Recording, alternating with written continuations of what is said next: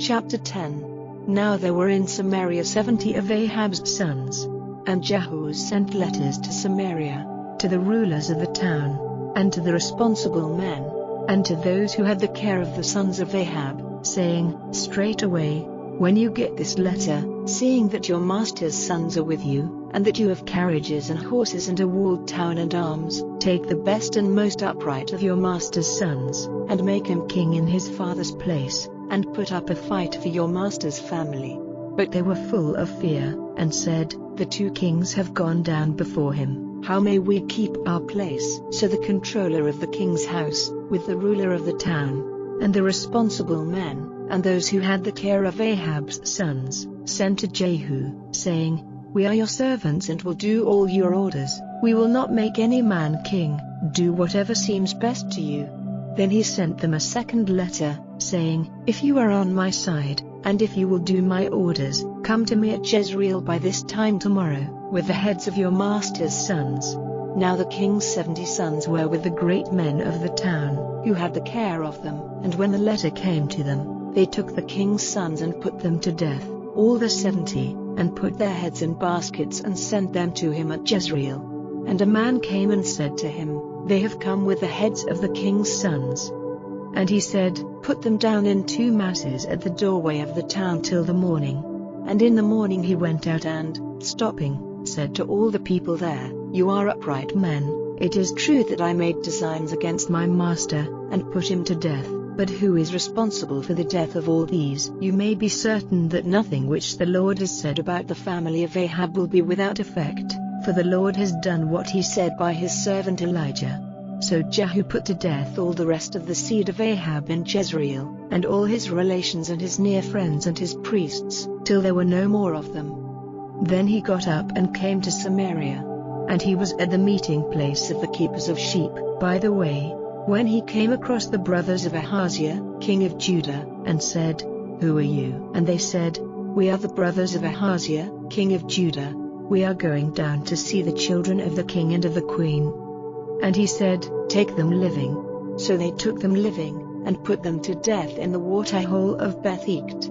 Of the 42 men he put every one to death, and when he had gone away from there, he came across Jehonadab, the son of Rechab, and he said good day to him, and said to him, Is your heart true to mine, as mine is to yours? And Jehonadab in answer said, It is. And Jehu said, If it is, give me your hand. And he gave him his hand, and he made him come up into his carriage.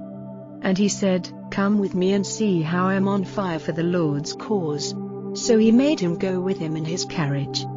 And when he came to Samaria, he put to death all those of Ahab's family who were still in Samaria, till there were no more of them, as the Lord had said to Elijah. Then Jehu got all the people together and said to them, Ahab was Baal's servant in a small way, but Jehu will be his servant on a great scale. Now send for all the prophets of Baal and all his servants and all his priests, to come to me, let no one keep away, for I have a great offering to make to Baal. Anyone who is not present, will be put to death. This Jehu did with deceit, his purpose being the destruction of the servants of Baal. And Jehu said, Let there be a special holy meeting for the worship of Baal. So a public statement was made, and Jehu sent out through all Israel, and all the servants of Baal came, not one kept away. And they came into the house of Baal, so that it was full from end to end. And Jehu said to him who kept the robes, Get out robes for all the servants of Baal. So he got out robes for them. And Jehu, with Jehonadab, the son of Rechab, went into the house of Baal, and he said to the servants of Baal, Make a search with care, to see that no servant of the Lord is with you, but only servants of Baal. Then they went in to make offerings and burnt offerings. Now Jehu had put 80 men outside, and said to them, If any man whom I give into your hands gets away, the life of him who lets him go will be the price of his life. Then when the burnt offering was ended, straightway Jehu said to the armed men and the captains, Go in and put them to death, let not one come out. So they put them to the sword, and, pulling the images to the earth, they went into the holy place of the house of Baal. And they took out the image of Asherah from the house of Baal, and had it burned. The altar of Baal was pulled down and the house of Baal was broken up and made an unclean place, as it is to this day.